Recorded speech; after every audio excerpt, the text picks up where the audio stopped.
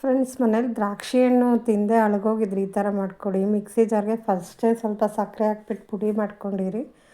ಅದರೊಳಗಡೆ ಈ ಹಣ್ಣು ಇರುತ್ತಲ್ವ, ಇದನ್ನು ನೀಟಾಗಿ ತೊಳೆದ್ಬಿಟ್ಟು ಮಿಕ್ಸಿ ಮಾಡ್ಕೊಳ್ಳಿ. ಇದ್ರ ಜೊತೆಗೆ ಸ್ವಲ್ಪ ನೀರು ಹಾಕಿ ತಿರುವ್ಕೊಳ್ಳಿ. ನೋಡಿ, ತಿರುವಿದ ಮೇಲೆ ಈ ಥರ ಆಗುತ್ತೆ. ಇದು ಗಟ್ಟಿಗೆ ಇರುತ್ತೆ. ನೀವು ಆಮೇಲಿಂದ ನೀರು ಹಾಕ್ಕೊಳ್ಳಿ. ಮೊದಲೇ ನೀರು ಹಾಕ್ಕೊಂಡ್ರೆ ಮಿಕ್ಸಿ ಮಾಡೋದು ಸ್ವಲ್ಪ ಕಷ್ಟ ಆಗುತ್ತೆ. ಈ ಥರ ಸೋಸೋವಾಗ ನೀರು ಹಾಕ್ಕೊಂಡು ಜಾಲರಿನ ಸೋಸ್ಕೊಳ್ಳಿ ಫ್ರೆಂಡ್ಸ್. ಗಟ್ಟಿ ಇದ್ದರೆ ಮತ್ತೆ ಸ್ವಲ್ಪ ನೀರು ಹಾಕ್ಕೊಳ್ಳಿ, ಏನಾಗಲ್ಲ. ಸ್ವೀಟ್ ಆಗಿರೋ ಸಕ್ಕರೆ ಹಾಕಿರ್ತೀವಲ್ವ, ನೋಡಿ ಈ ಥರ ಜ್ಯೂಸ್ ಆಗುತ್ತೆ. ಆ ಹಣ್ಣು ಎಸೆಯೋ ಬದಲು ಈ ಥರ ಮಾಡ್ಕೊಂಡು ಜ್ಯೂಸ್ ಮಾಡ್ಕೊಂಡು ಕುಡಿದ್ರೆ ಚೆನ್ನಾಗಿರುತ್ತೆ. ಆಮೇಲೆ ಫ್ರೆಂಡ್ಸ್, ಇದು ನಮ್ಮ ಮನೇಲಿ ಜ್ಯೂಸೆಲ್ಲ ಕುಡಿದು ಮಿಕ್ಕಿದ ದಿನ ನನ್ನ ಮಗಳು ಈ ಥರ ಐಸ್ ಕ್ಯಾಂಡಿ ಆಗೋ ಟ್ರೈನಲ್ಲಿ ಹಾಕಿಡ್ತಿದ್ದಾಳೆ. ನಿಮ್ಮ ಮನೆಯಲ್ಲೂ ಫ್ರಿಜ್ ಇದ್ದರೆ ಈ ಥರ ಮಾಡ್ಕೊಳ್ಳಿ.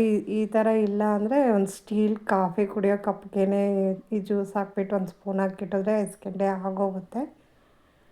ಚೆನ್ನಾಗಿರುತ್ತೆ. ನಾನು ಇದೇ ಥರ ಮಾಡ್ತೀನಿ. ಹಣ್ಣು ಅಳುಗಿರುತ್ತಲ್ವ, ಅವಾಗ ಯಾರು ತಿಂತಿರಲ್ಲ ಅಂದರೆ ಈ ಥರ ಹಣ್ಣುಗಳು ಮಾಡ್ಕೊಂಡ್ರೆ ಚೆನ್ನಾಗಿರುತ್ತೆ.